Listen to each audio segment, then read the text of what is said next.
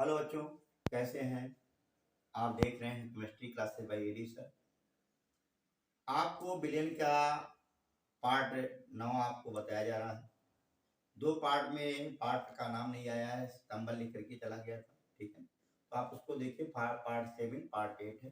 आज आपको पार्ट 9 दिखाया जाएगा। ठीक है, इसमें अणुसंख्य गुणधर्म के बारे में आपको बताया। 4 अणुसंख्य गुणधर्म होते हैं: वाष्प दाब अवनमन, क्वथनांक शून्य, हिमांक अवनमन और परासरण दाब। आप इसी पर आज आपको वाष्प दाब अवनमन के बारे में बताएंगे। रिलेटिव वेपर प्रेशर आप देखोगे। वाष्प दाब अवनमन क्या होता है? रिलेटिव वेपर प्रेशर बोलते हैं। वाष्प दाब क्या है? अवनमन।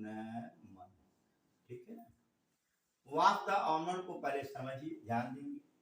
जैसे मान लो कोई शुद्ध विलायक हो, जिसे जल है, ठीक है ना। अगर शुद्ध विलायक को आप गर्म करते हो, ठीक है, जैसे मान लो कोई शुद्ध विलायक है, इसे आप क्या करते हो? गर्म करते हो। ये विलायक कैसा है? प्योर विलायक, शुद्ध विलायक, प्योर सॉल्वेंट।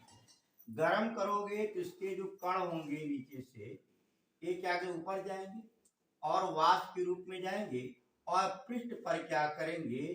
दाब डाल करके बाहर भाग जाएंगे। जैसे आप कहीं जाना होता है, निकलना होता है, पृथ्वी पर आप कैसे क्या करते हो? दाब डालते हो। दाब डालने के बाद ही आगे बढ़ सकते हो। बिना दाब डाले पृथ्वी पर आगे बढ़ नहीं सकते हो। ठीक है, तो वो भी आप क्या करता है, जो विलायक के कण होते हैं, ये विलयन पर यानी शुद्ध जो विलयन में विलायक के कण विलायक के सतह पर क्या है? एक दाब डालते हैं, जिसे हम लोग जनरली क्या कहते हैं? वाष्प दाब कहते हैं। ठीक है, आया? क्लियर हुआ? अब एक चीज देखेंगे, सुने बेटा, इसका परिभाषा वाष्प दाब का क्या होता है, ये भी सुन लेना। वाष्प दाब किसे कहते हैं? साम्य अवस्था में, साम्य अवस्था जब दोनों की अवस्थाएं क्या हो? बराबर हो, बिल्कुल उबलने के कागार पे हो। साम्य अवस्था में, साम्य अवस्था में, साम्य अवस्था का मतलब आप लोग समझ ही रहे हैं। साम्य अवस्था पर बल बिंदु पर वाष्प द्वारा, वाष्प द्वारा आप देख रहे हो, ये क्या है? वाष्पित तो है जो बाहर निकल रहा है ना। वाष्प द्वारा द्रव की सतह पर डाला गया दाब, द्रव की सतह पर डाला गया दाब क्या कहलाता है? वाष्प दाब कहलाता है।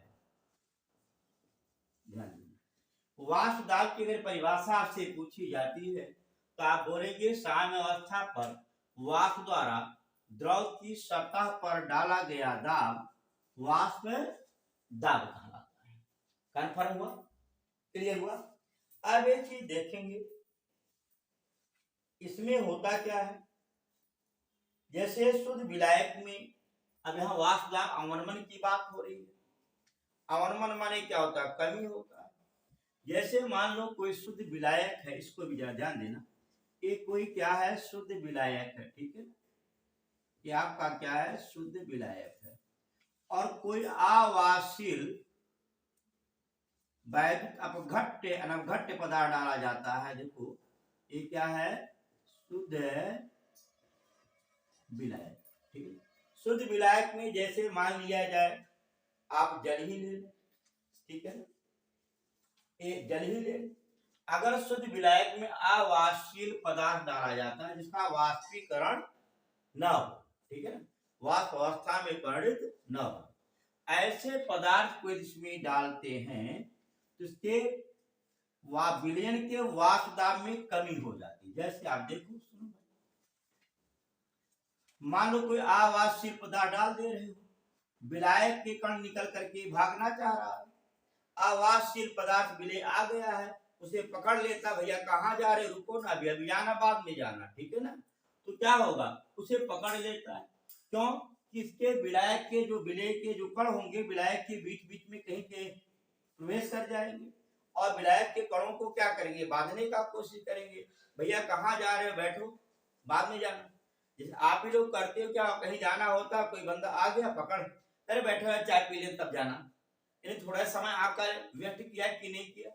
जहाँ आपको समय से जाना चाहिए तो वहां आपने पहुंचा नहीं समय पर, उसने क्या किया, 2 मिनट के लिए आपको रोक लिया।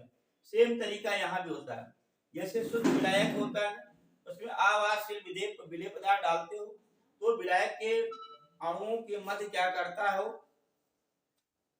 मध्य में आ जाता है, उसे बांधने का कोशिश करता है और गर्म करने पर वो वाष्प अवस्था में जाने का प्रयत्न करता है। लेकिन जो विलेय आवासशील विलेय के कण हैं उन्हें क्या करते हैं, रोक लेते हैं जाने से। इस कारण से उसके वाष्प दाब में कमी हो जाती है। कन्फर्म हुआ? यानी वाष्प दाब जो 100 डिग्री पर बनना था वह 101 डिग्री सेंटीग्रेड हो जाएगा।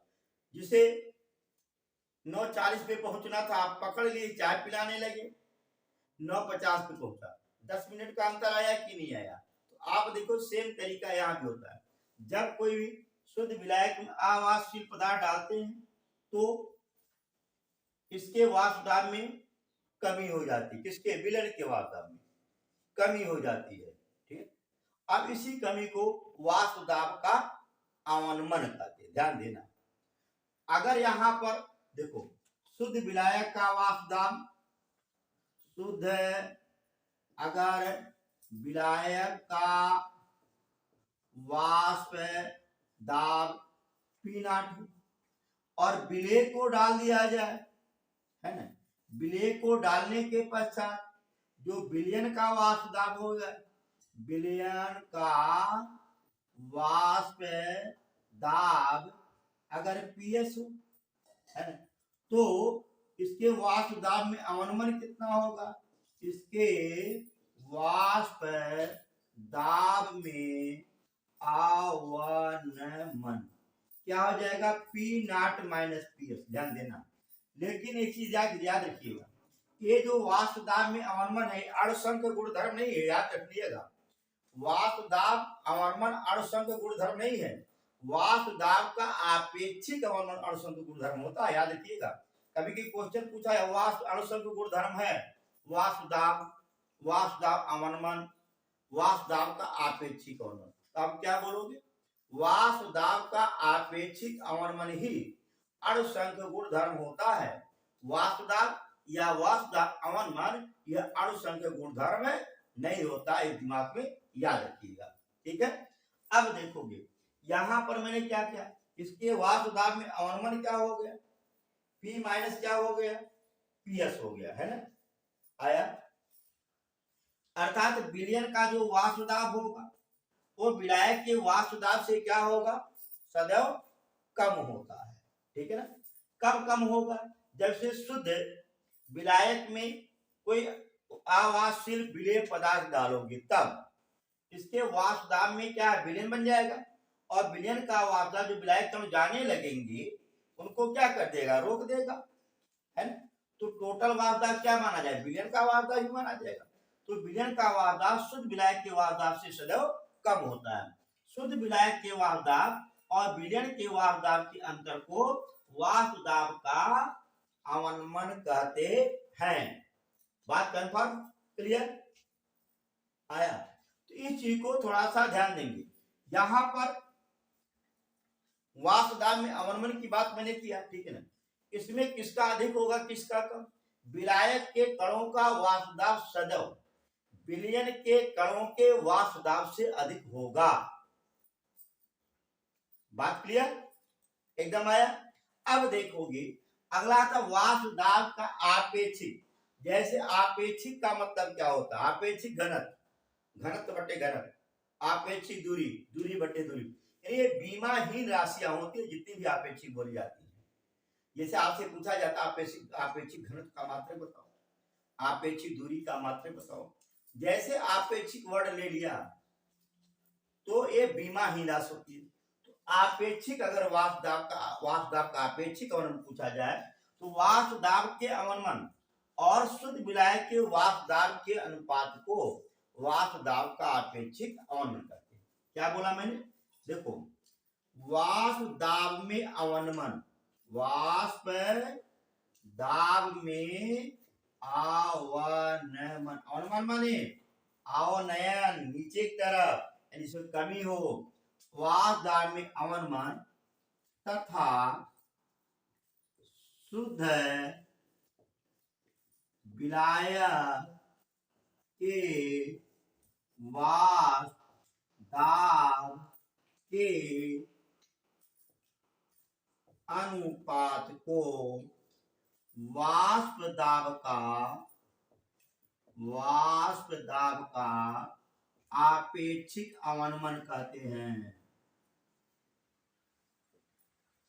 अवनमन कहते हैं। अरे वाष्प दाब का अपेक्षिक अवनमन जो होता है, देखो फार्मूला आपको मालूम हो गया, वाष्प दाब का आपेक्षिक अवनमन equal to relative vapour pressure. आप देखो इक्वल टू क्या होता है, P नॉट माइनस पीएफ, वाष्प दाब का अवनमन बट्टे शुद्ध विलायक का वाष्प दाब। इसे हम लोग क्या कहते हैं, वाष्प दाब का आपेक्षिक अवनमन कहते हैं। अब देखोगे यह जो होता है, यह आपका होता अणुसंख्य गुणधर्म होता है। ध्यान देना, अणुसंख्य गुणधर्म होता है और ये अणुसंख्य गुणधर्म नहीं होता है। तो वाष्प दाब का अवनमन अणुसंख्य गुणधर्म नहीं है, जबकि वाष्प दाब का अपेक्षिक अवनमन अणुसंख्य गुणधर्म है। इस चीज को ध्यान दिए रखिएगा, ठीक है। आया अगला, इसी पर देखें, इसी वाष्प दाब के आपेक्षिक अवनमन को लेते हुए एक वैज्ञानिक है आपके राउट ने एक नियम प्रतिपादित किया, बड़ा इंपॉर्टेंट नियम है कि वाष्प दाब का आपेक्षिक अवनमन विलेय के मोल प्रभाज के बराबर होता है। जैसे देखो यहाँ पर जैसे कोई भी शुद्ध विलायक ले लो, मान लो जल लिया जाए, कोई ले लो, इसमें कोई आवासशील पदार्थ जैसे यूरिया डाल दिया गया, जैसे आपका चीनी डाल दिया गया, है ना, आवासशील पदार्थ डाल दिया गया। प्रारंभ में जब ये शुद्ध विलायक था, क्या था, शुद्ध विलायक जब था, इसका वाष्प दाब P नॉट। जब इसमें मान लो आवासशील पदार्थ या NH2 यूरिया ले लो, यूरिया डाल दिया गया, उस अवस्था में इसका वाष्प दाब घट करके, यानी विलयन बन गया ना, इसका वाष्प दाब PS हो गया, है ना। अब जो विलयन का वाष्प दाब क्या हो गया, PS हो गया।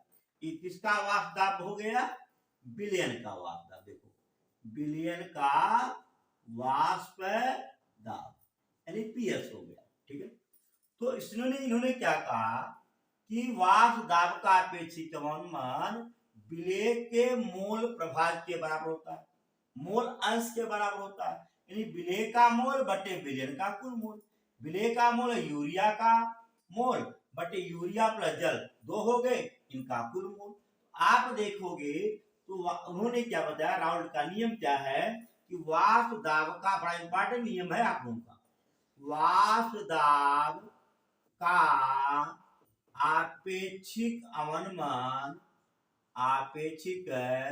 अवनमन विलेय के मोल प्रभाज के बराबर होता है।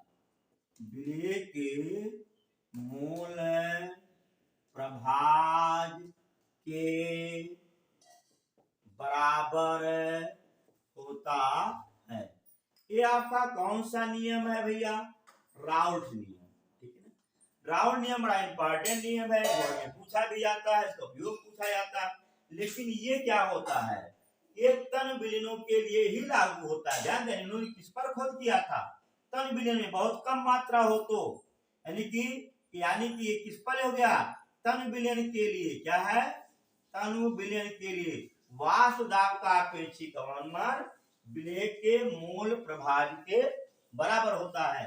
अब इसमें एक चीज ध्यान देंगे, जैसे यहाँ पर फार्मूला आपको मालूम है कि आपको मालूम है P not minus P S बटे पी नॉट इजिकल टू आपका क्या होता है, विलय का मूल प्रभाव। आया,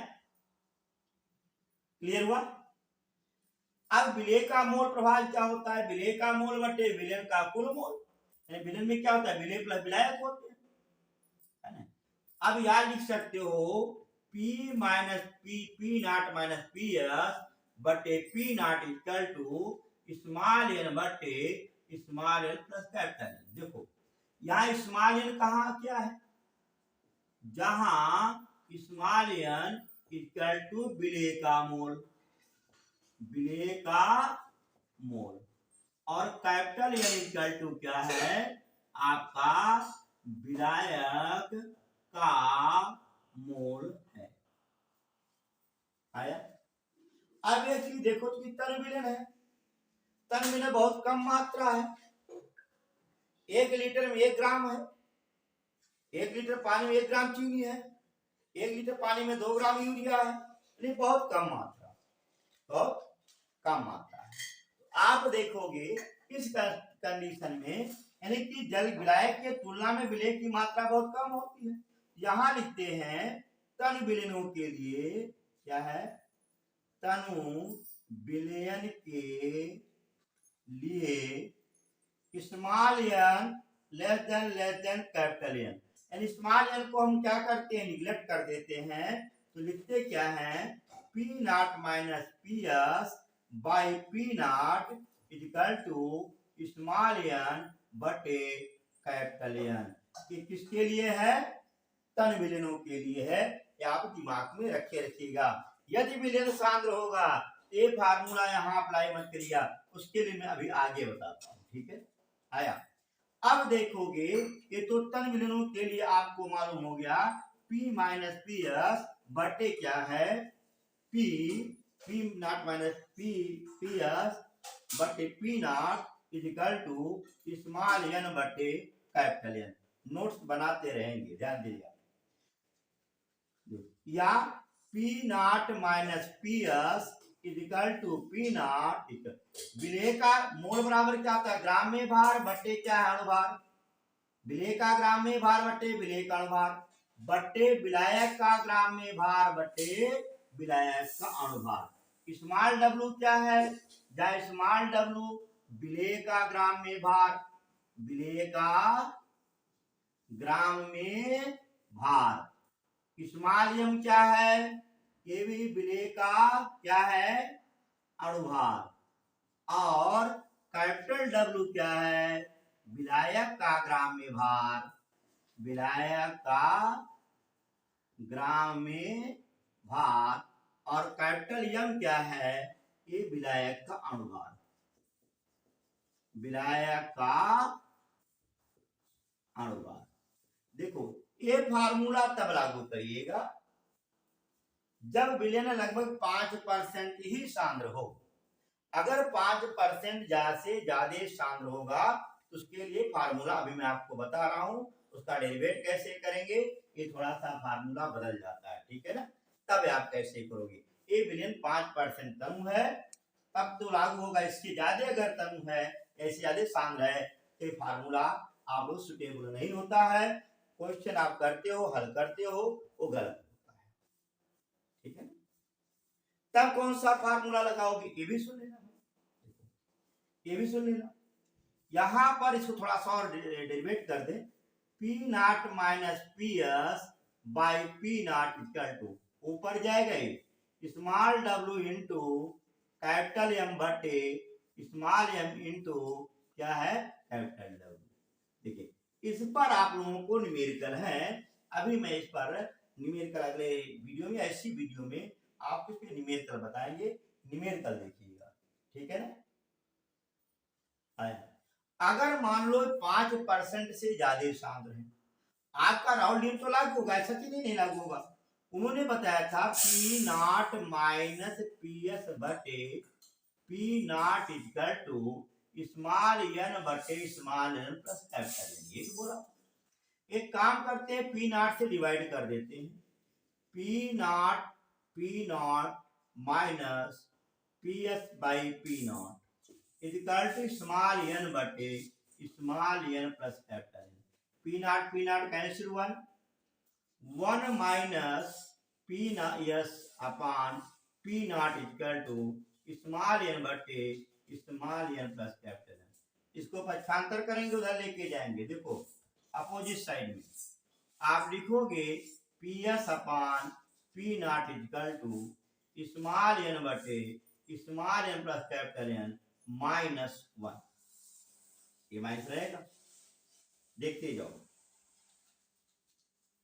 यहां पर एलसीएम ले लोगे, minus P S by P not equal to small N बटे small N plus capital N -1/1। LCM लेंगे, minus P S by P not equal to small N minus small N minus capital N बटे small N plus capital N, जो कि cancel होगा। देखो minus P S by P not equal to capital N बटे small N plus capital N. ठीक है, ये minus और माइनस क्या होगा, कैंसिल कर देंगे। आप देखोगे क्लियर हुआ, बोले क्या पी एस को हम पलट दें, इसको थोड़ा सा पलट दें, P not by P S equal to small N बटे capital N by capital N. पलट दिया, पूरा पलट गया ना, कैपिटल एन से भाग दे दें, P not by P S equal to small N plus capital n plus capital N by capital N 1 हो गया ना। देखें, नोट करें फिर आगे बताएं हम, नोट कर लें। अभी देखिए क्या फार्मूला निकल रहा है, ठीक है। देखो ये आगे बढ़ता हूं। अब वहां पर क्या है, P not by P S equal to small n by capital n plus 1। पक्षांतर कर देंगे, P not by P s -1 equal to small n by capital N. देखो देखते जाइए अभी आप फार्मूला, या आप क्या लिखोगे, P not minus P S by P S equal to small N plus capital N. देखो अब यहां पर ये फार्मूला अप्लाई करिए, जब विलयन 5% से ज्यादा सांद्र हो तो ये फार्मूला, उससे कम हो तो अगला P not minus P S by P not का फार्मूला यूज करिएगा, तब आंसर आएगा। आंसर आपका क्या होगा, गलत होगा, इसी दिमाग में रखे रखिएगा। या आप इसे और हल कर सकते हो कि P not minus P S by P S equal to small W बटे small M into capital W by capital M. ये हो ना, आपको मालूम है स्मॉल डब्ल्यू क्या है, विलेय का ग्राम में भाग, स्मॉल एम क्या है, विलेय का अनुभाग, कैपिटल डब्ल्यू क्या है, विलेय का ग्राम में भाग, कैपिटल एम क्या है, विलेय का अनुभाग। या आप कैलकुलेशन करते हैं, P not minus P S by P S equal to small W into capital M बटे small M into capital W. आप देखेंगे ये दो फार्मूले आपको बताएंगे। पहला फार्मूला क्या था, देखें, मिटा दे इसको, नोट कर लेंगे। बरसों घनश्याम इसी वन में, बरसों घनश्याम पिता के मिटा दे रहा हूं। देखो अगला इसी पर आइए, दूसरा फार्मूला मैंने बताया था, नोट कर लेंगे, नोट करने के बाद आगे बढ़ते चलेंगे, ठीक है। देखो यहां से आपको मालूम है, पहला आपको P not minus P S by P not बोला था, इक्वल टू वही फार्मूला है, small W into capital M बटे small M into capital W.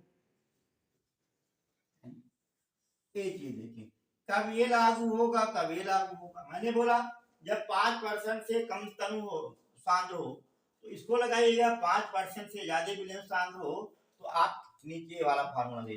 इन दोनों फार्मूले में आपको ध्यान देंगे, आप अगर परीक्षा देते हो, नीट का परीक्षा दोगे, IIT का परीक्षा दोगे, उस अवस्था में कभी कभी आपको दिमाग में रखना पड़ेगा, ये फार्मूला लगाओगे अलग आंसर आएगा, ये फार्मूला लगाओगे आंसर आएगा। और आपको ध्यान देना पड़ेगा कौन सा किस प्रकार कितने कंसंट्रेशन का है विलयन, उस आधार पे आप करिएगा, ध्यान दीजिएगा भाई, ठीक है ना। अन्यथा दिक्कत आएगी, आंसर गलत आएगा, लगा के आओगे और माइनस में चले जाओगे। इस चीज को ध्यान दिए रखेंगे। बात कन्फर्म क्लियर हुआ, समझ में आया?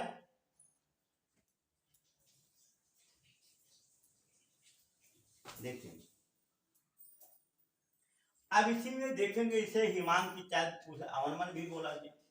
जैसे तन विलयनों के लिए जो होता है, तन विलयनों के लिए इसका हिमांक में अवनमन, विलयन के हिमांक के में अवनमन से कम और विलायक का ज्यादा होता है। दिमाग में रखना, विलयन और विलायक दोनों पूछा जाता है, विलयन का कम और विलायक क्या क्या होता है, ज्यादा होता है। अगर वाष्पदाब में पूछा जाए किसका वाष्पदाब अधिक होगा, विलयन की विलायक, आप कहोगे विलयन का वाष्पदाब कम और विलायक का वाष्पदाब अधिक होता है, ठीक है ना। क्वथनांक पूछा जाए तो जस्ट इसी का उल्टा हो जाएगा, है विलायक का कम विलयन का अधिक। ये चीज आप ध्यान दिए रखिएगा। तो अवनमन और उन्नयन में भी कभी कभी ऐसे पूछ लेता है किसका ज्यादा होगा और किसका कम होगा, यदि उसमें आवासशील पदार्थ का प्रयोग करते हो। ठीक, क्लियर? देखो मिटा रहा हूं।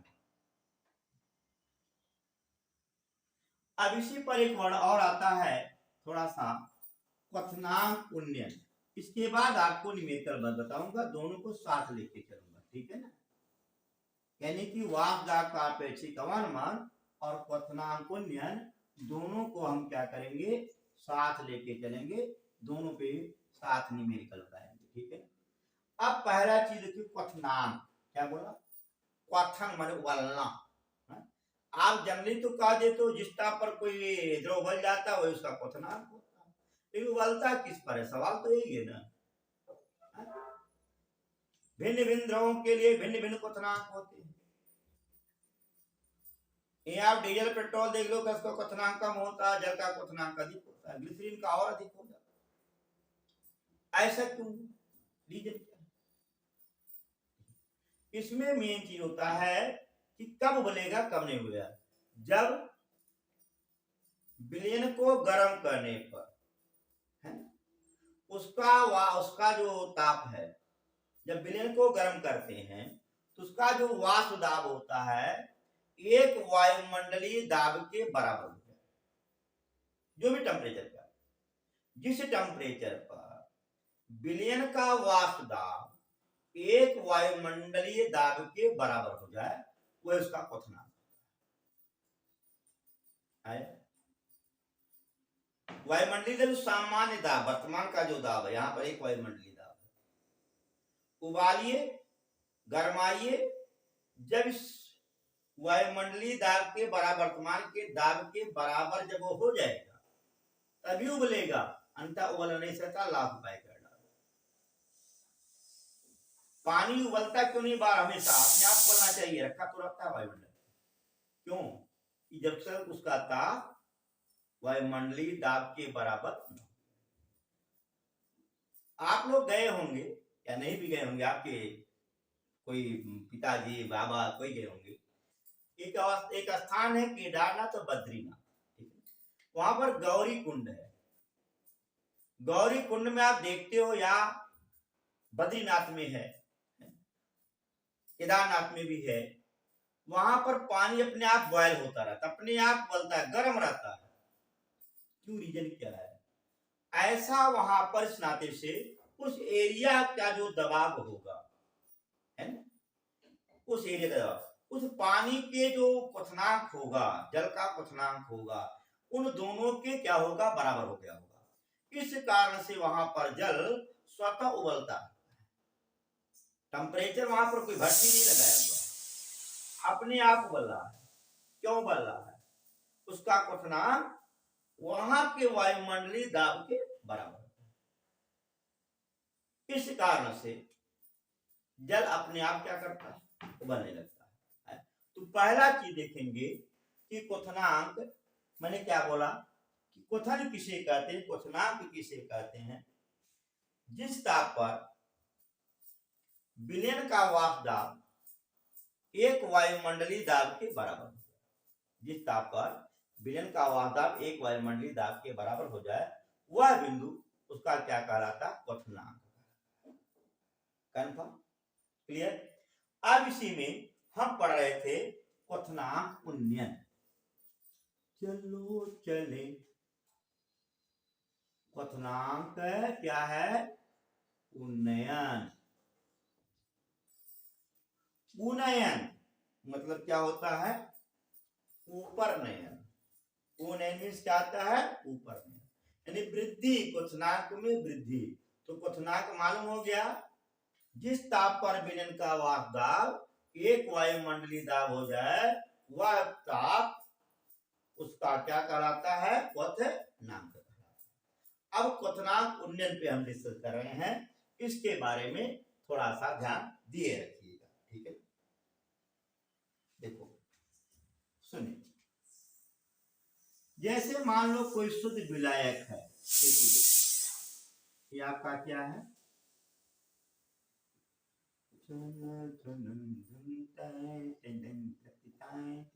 देखो ये क्या आपका शुद्ध विलायक है।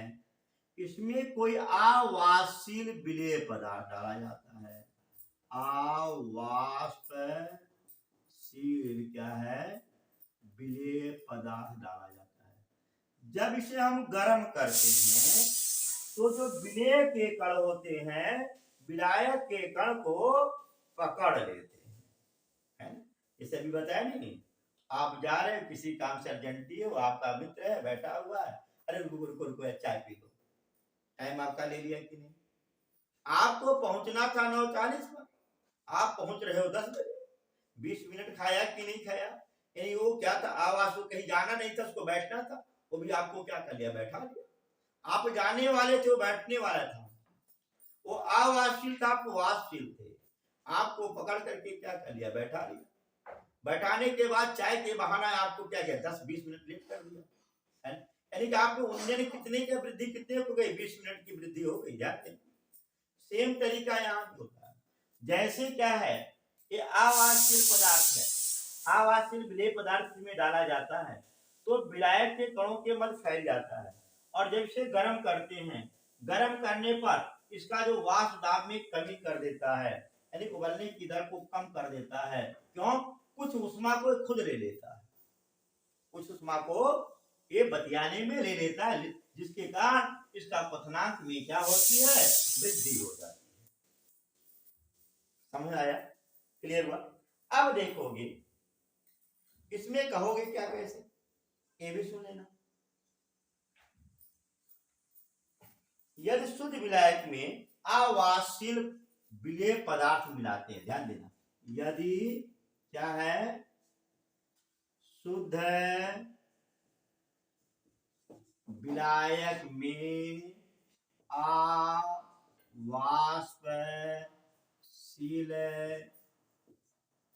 विलेय पदार्थ मिलाते हैं, यदि शुद्ध विलायक में आवासशील पदार्थ मिलाते हैं तो उसे, इसके वाष्प दाब में क्या होता है, तो इसके वाष्प दाब में कमी हो जाती है, कमी हो जाती है, जिससे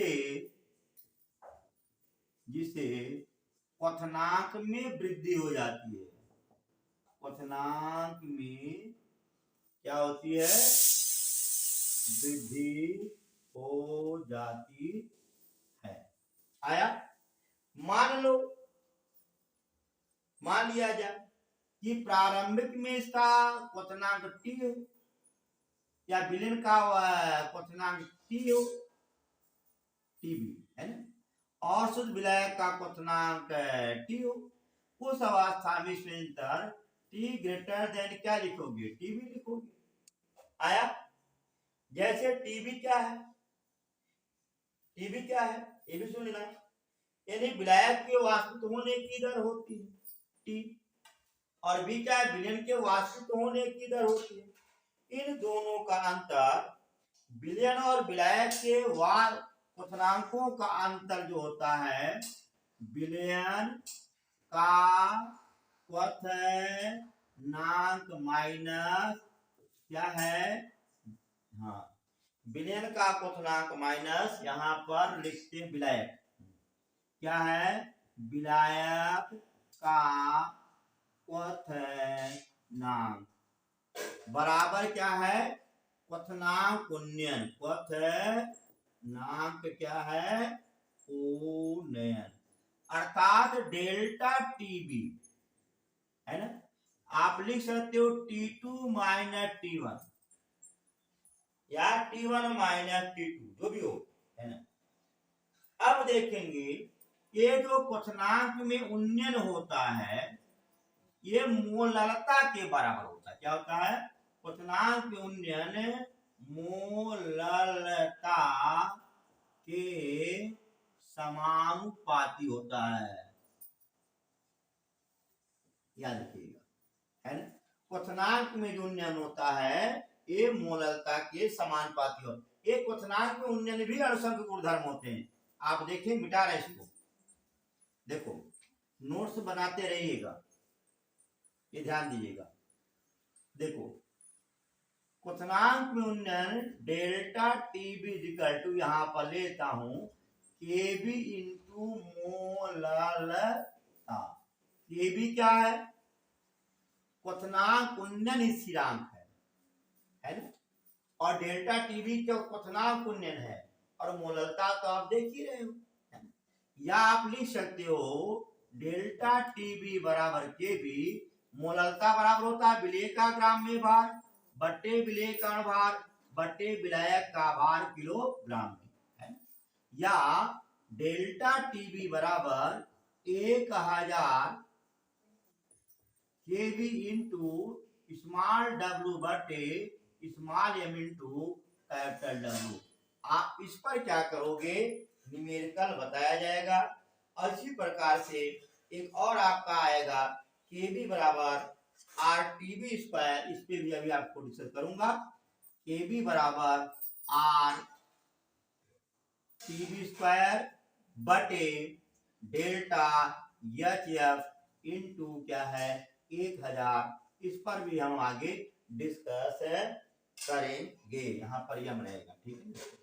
देखो M R TB square delta H into 1000, इस पर हम अगले जब न्यूमेरिकल लगवाएंगे तब इस पर डिस्कस करेंगे। एक काम करेंगे, इन फार्मूलों को नोट कर लो, ठीक है, जिससे कल आपको एक वीडियो दिया जाए न्यूमेरिकल पर की ओर, ठीक है ना। मजा आए, क्वेश्चन करते रहेंगे, मस्त रहेंगे, वीडियो देखते रहें। और आप लोग रिक्वेस्ट है कि बार बार एक ही लोग बार बार सब्सक्राइब कर रहे हैं, गलत हो रहा है ना। मारा डाउन मत करें, है ना।